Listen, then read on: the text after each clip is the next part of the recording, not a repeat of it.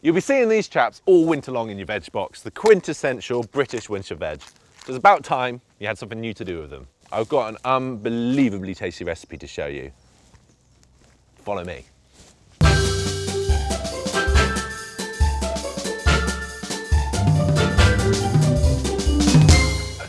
Right, creamy, cheesy cauliflower topping. It's amazing. Any casseroles, pie bases. It's a great way of just putting a new spin on those cult classics. So you can boil it, steam it, fry it, roast it, just cook it. We need it cooked so that we can blend it into a super silky, smooth puree. So break off your florets. See, cauliflower, treated correctly, is just delicious, full of flavour. If it's just boiled, no love, no attention, it's no wonder people just don't love it. So in the meanwhile, just slap in some ingredients and get yourself a lovely stew like that. Ooh, look at that collie. Now, you know it's cooked because look, it's gone very soft and hot. I'm just gonna let that steam dry a little bit because I don't want too much water going into the puree. We don't really want any water going into the puree.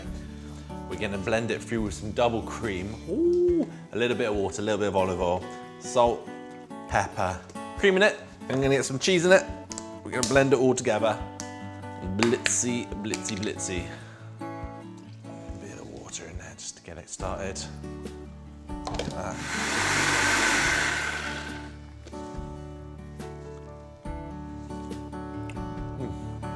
So I've got my parmesan in now. You can use cheddar, you can even use blue cheese, but it's a bit powerful. This will just complement the cauliflower really, really nicely. Gonna get a nice squeeze of salt in there and a big twist of BP. Yeah.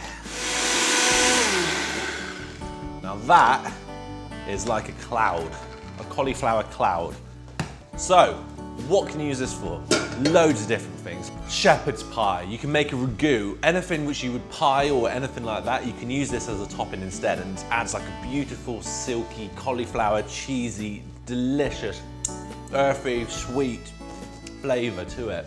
So before I pour it over, what I've done here is I sweated down loads of onions, garlic, carrot and tons of mushrooms and then a bit of chicken stock, a bit of porcini mushrooms which have been soaked, put it in there, kale, and then I finished with some black-eyed peas. So that's our base here and basically it's going to coat it now with the cauliflower puree, whack it in the oven and then that is a really quick, easy, super simple, delicious treat of a meal.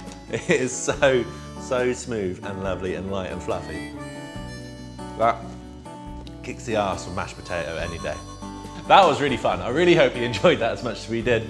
Any other vegetable you'd like to see us talk about, cook or prepare, then get in contact. Just let us know what you think anyway. Get in touch, we love your feedback. Hit the notification bell, hit subscribe, tell your friends, stay tuned for more weekly veg hacks.